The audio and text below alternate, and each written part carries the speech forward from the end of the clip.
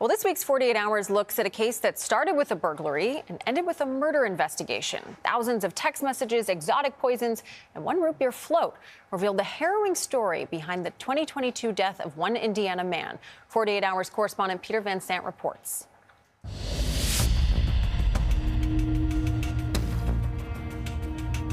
In September 2023, Jackson County Sheriff's Department Lieutenant Adam Nicholson was called to investigate a burglary at the Freetown, Indiana home of Marcia Allen. She had recently put a home security system in her house. Marcia lived alone. Her husband, Harold, had died just the year before. Surprisingly, Detective Clint Burcham says Marcia told police she recognized one of the burglars. Marcia Allen described Stephen White as her daughter Ashley Jones' best friend. Police found Stephen White living nearby.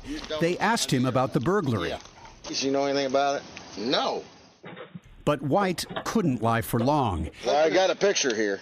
Can I see it? After Nicholson showed him a security camera screenshot, White admitted to the burglary, but then went on to tip investigators to an entirely new case. And this one was a murder, claiming that Marcia was responsible for her husband's death. Stephen White told me that Marcia Allen had killed her husband Harold by poisoning a root beer float. Marcia went into the kitchen and made a root beer float with whipped cream and sprinkles on top of it. And she poured something out of a bottle into there. Investigators started looking into White's allegations. They quickly uncovered nearly 7,000 texts between Marcia and her daughter Ashley, sent in the 3 months before Harold died.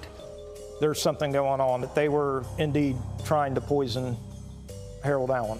Police say they created a timeline showing the mother-daughter duo had tried to kill Harold over and over with different poisons, including ethylene glycol, an ingredient in antifreeze ordered online.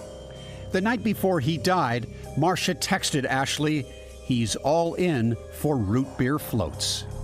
If you put it in a root beer float with ice cream and root beer, you're not going to know until it's too late. And Peter Van Sant joins us now. Good morning. I mean, this is such a crazy story. What was the poison that they ended up putting in the root beer float? It was this ethylene glycol, which goes into antifreeze. It has a very sweet taste, so if you put it in with something sweet like a root beer float, you don't have a chance. You won't know you've been drinking poison, so it's the perfect mixer for a murder. Was divorce not an option?